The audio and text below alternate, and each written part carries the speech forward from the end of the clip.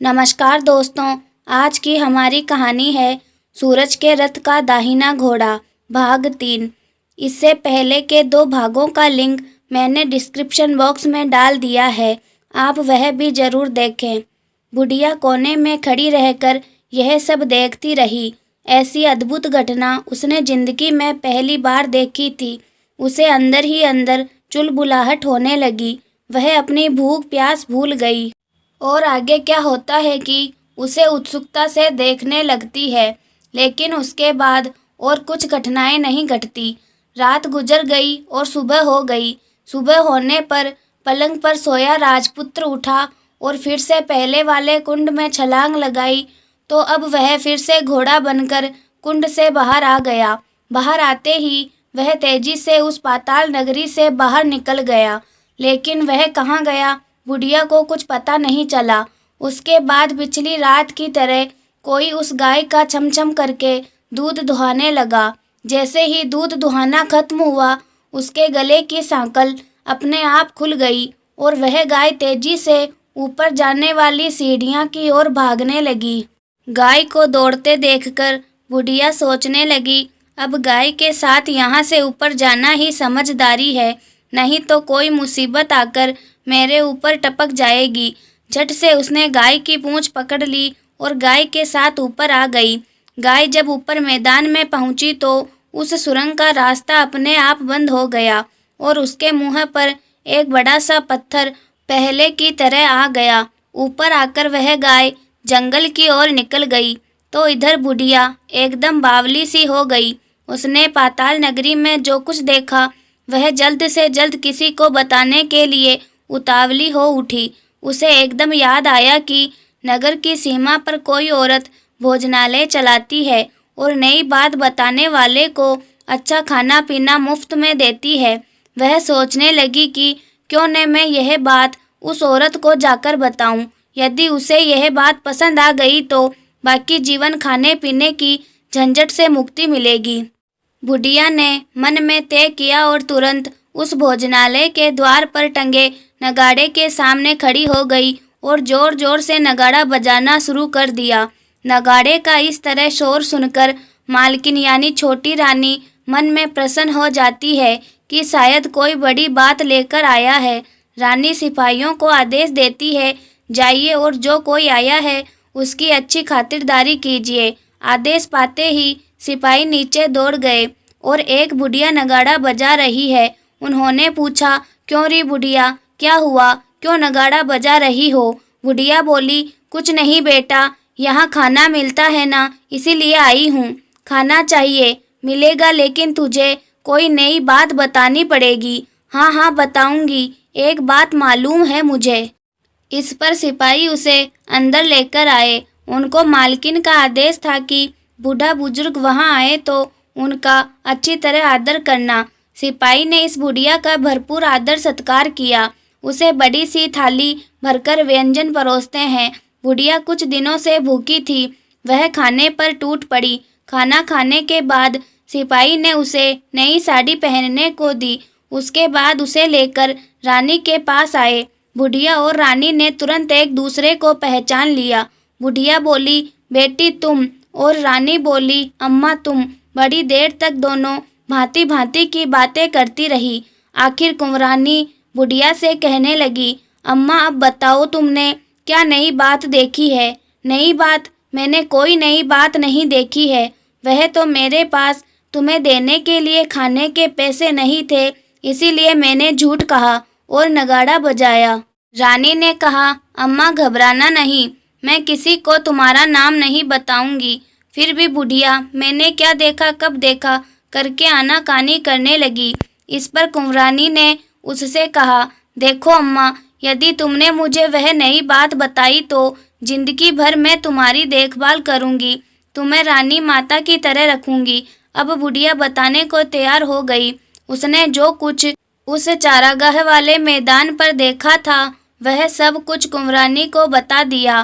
बुढ़िया की वह बातें सुनकर कुंवरानी को यकीन हो गया कि वह राजपुत्र उसी का पति है।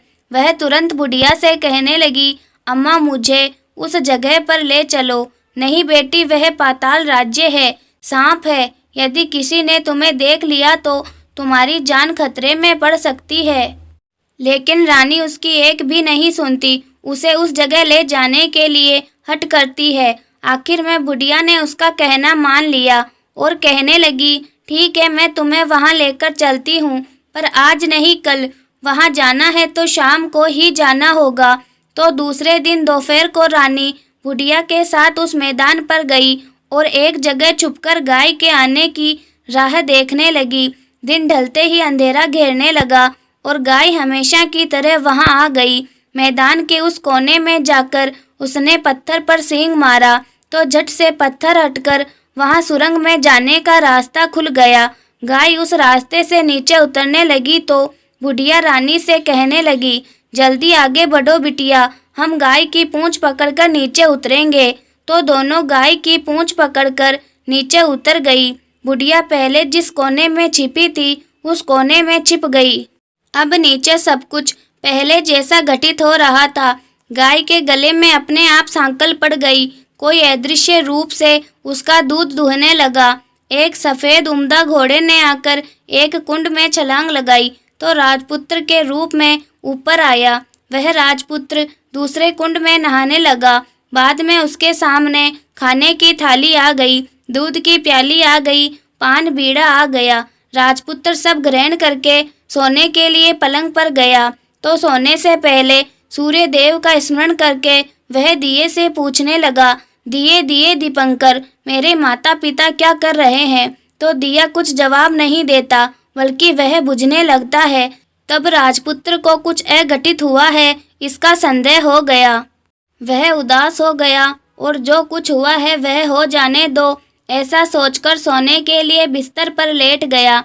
अब रानी का संयम छूट गया। वह दौड़कर पति के पास गई और उसके पैर पकड़ने के लिए आगे बढ़ने लगी। राजपुत्र तुरंत ही पत्नी को पहचान गया।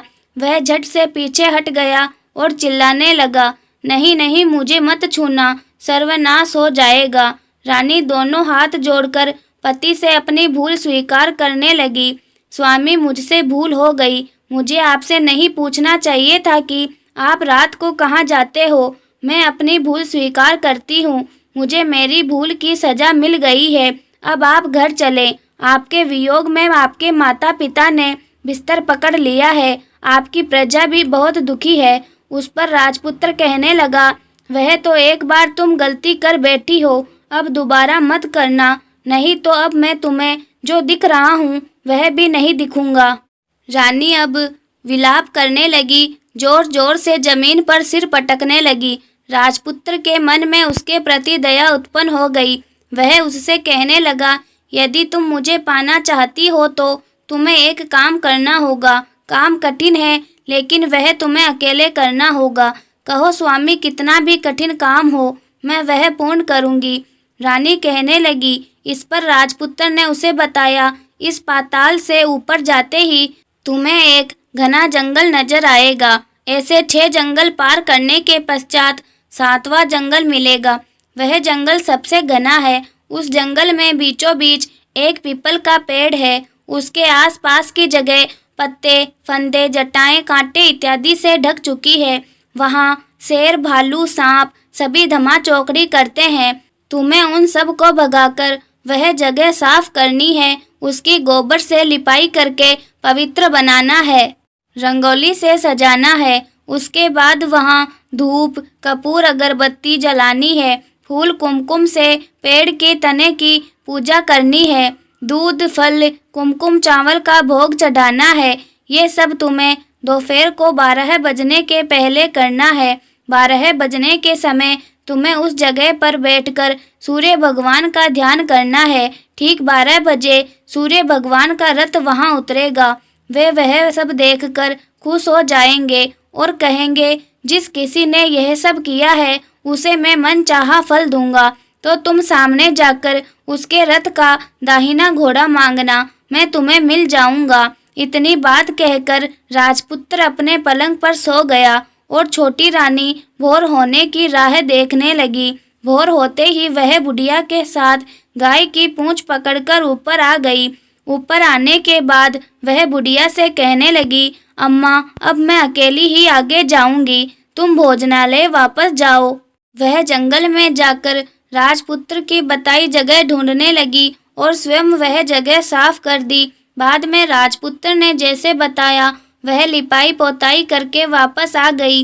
दूसरे दिन रात फटने से पहले उठी और जंगल में उस जगह पहुंची जहां जाकर इत्र गुलाब का पानी छिड़ककर वह जगह सुगंधित की, धूप अगरबत्ती जलाकर उसे पवित्र किया और पूजा की सब सामग्री वहां तैयार रखकर सूर्य भगवान का ध्यान करने बैठ गई।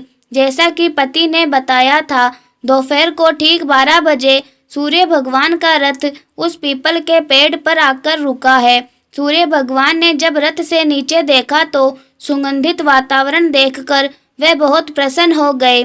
फिर वे बोले, जिस किसी ने यह काम किया है वह यहाँ आकर आज मुझसे कुछ भी मांगे मैं उसे दे दूंगा।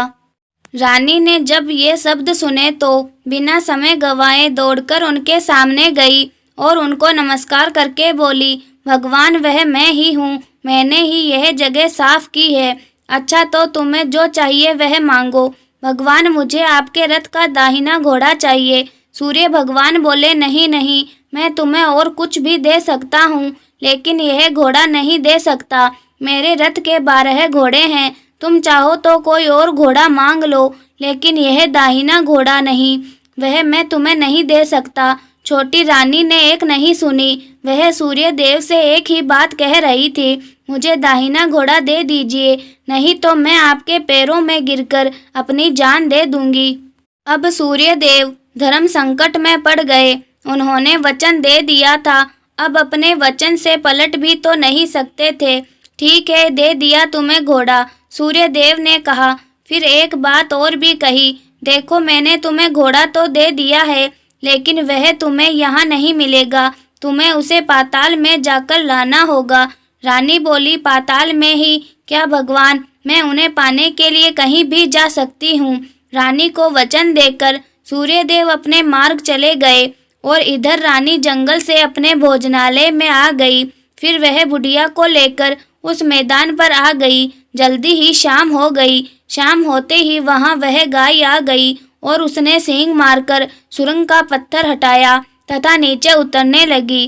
रानी और बुढ़िया जल्दी जल्दी उसकी पूंछ पकड़कर नीचे उतर गई।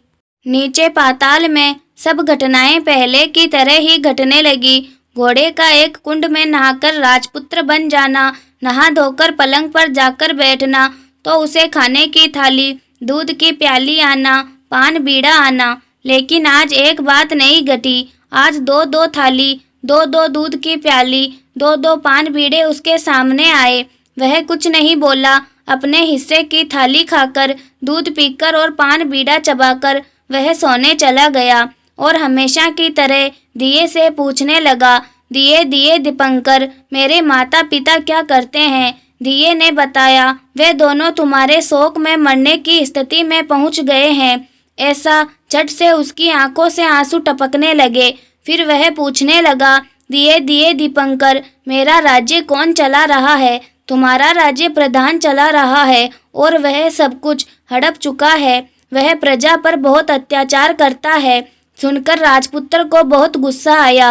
वह गुस्से से अपनी मुट्ठी भींचने लगा। अब वह पूछने लगा, दिए दिए दीपंकर, मेरी पत्नी क्या कर रही है? अब दिया कुछ नहीं बोला, चुप रहा। अब रानी का संयम जवाब दे गया। वह दौड़कर पति के गले लग गई। अब मैं तुम्हें मिल गया। राजपुत्र कहने लगा, सच कहते हो? अब आप फिर से घोड़ा तो नहीं बनेंगे ना? नहीं, दोबारा घोड़ा नहीं बनूंगा मैं। तुमने जो इतने सारे कष्ट उठाए हैं मुझे पाने के लिए, इसीलिए सूर्य देव ने मुझे सदा के लिए घोड़े के जन्म से मुक्त कर दिया है। राजपुत्र ने बड़े प्यार से कहा और उसे गले लगा लिया। उसके आंसू पोंछे। कुछ देर पश्चात भोर हो गई। गाय की श्रृंखला टूटकर वह ऊपर भूलोक जाने लगी। रानी, राजपुत्र और बुढ़िया उसकी पूंछ पकड़कर ऊपर आ गए। ऊपर आने पर वे सीधे भोजनालय में पहुँचे। वहाँ का सब सामान लोगों में बांट दिया और उसको ताला लगाकर अपने राज्य में लौट गए। राजपुत्र वापस आता और उसके तेवर देखकर प्रधान घबरा गया। राजपुत्र ने उसे बंदी बनाकर कैद खाने में डाल दिया और राज्य की जिम्मेवारी अपने हाथ में ले ली। उसके बाद वह अपने माता पिता को मिलने उनके महल में गया।